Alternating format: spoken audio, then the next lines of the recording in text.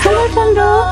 And then, hello, baby. Hi. How are you? Fine. How are you? I'm very well. How was your slum? I know there's a lot of attention seeking going on. What's going on? Oh, she's on my lap. I came out when I was 19 after the dormitory incident, and I wasn't out at that time, but I guess I went through the thing that a lot of people go through. I'd been in Zim and it was unheard of, and then I'd moved here, and 2 months later I was deep within, you know, the homosexuals, and I thought there's something wrong with me. So I did do the usual, spend the first year or two in denial, trying to convince yourself that you're straight, but then I got over that real quick, and I met the person I said I was on and off with for a decade, but I still mostly had straight friends who I love dearly and who are amazing people. But there's something when they say representation matters, it's true in all forms of your life. So when 4 years ago I happened to be at dinner with one of the few queer people that I was friends with.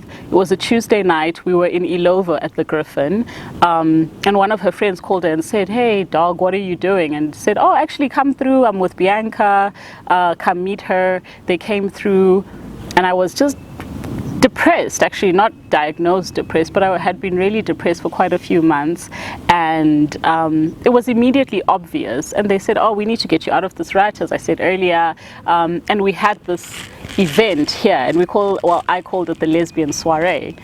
And the people I met that day are still my friends today. We've had breakups, like people have had relationships that have ended, new ones have come in, one of us has adopted a child, and the friendship is fierce, and we love each other. And I know a lot of people perceive us to be a clique, and I've never been part of a clique because I favor one-on-one relationships, like friendships.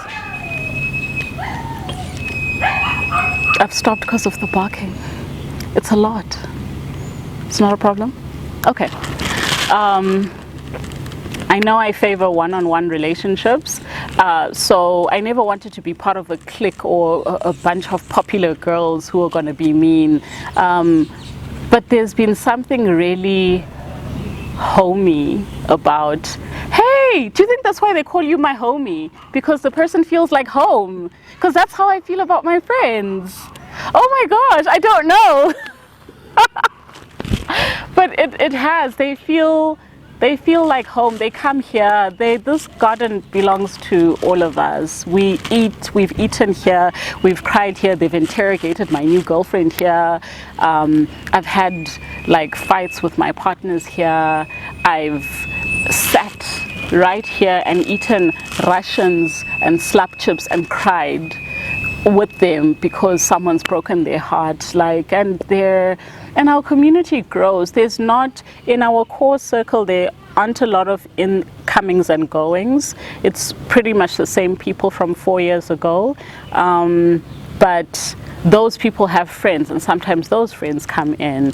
And I've managed to form relationships with people. And last year, actually, I had my birthday here, and there's always this joke that my birthday is practically Pride, because it's like 50 queers. The year before we had it at Walter Sisulu. Last year we had it at Emerentia, and then we got kicked out and we came here. But it's a bunch of people, and people bring like plus ones, and then those people join the crew, and over and above the core group, my core group of friends, there's other people that I call up for my birthday or call up for a dinner here and there. And my queer community has grown, and it's been interesting to see what that does on social media.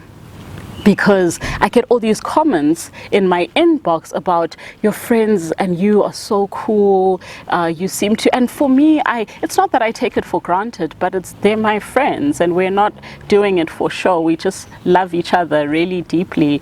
But when I did the takeover last year, and I had access to the account the whole year, the whole day, some of the messages were like, I don't have people. I see you, it's your birthday, and you've got 50 lesbians in your garden, and they're singing for you, and I don't have people. How do you get people? And I don't know how to answer that.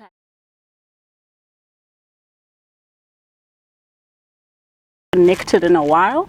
And so we went on a spa date. She sent an Uber to get me, and I saw on the Uber thing 30 minutes, and I thought she lives 5 minutes away. What? Next thing, I'm at Fairlawns.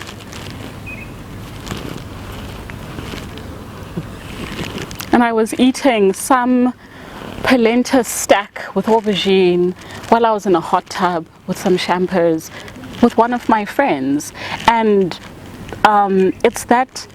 that's romantic. It's fucking romantic. You know, on Valentine's Day, my sister got me one of these, you know, with the card and everything. And it's, I love you, and I'm going to show you the gestures. My primary love language is acts of service.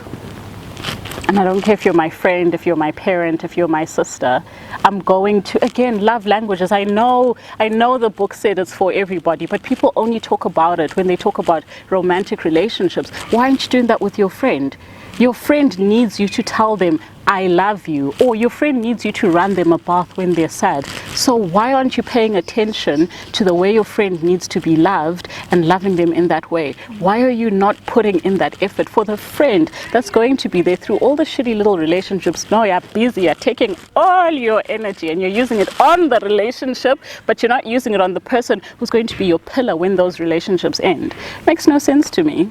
So I am a huge advocate for, I'm going to show you my love, and it's going to be big and it's going to be grand, because that's what you mean to me, and I don't need to be fucking you for you to. No, it's not too bad, but I definitely think that one person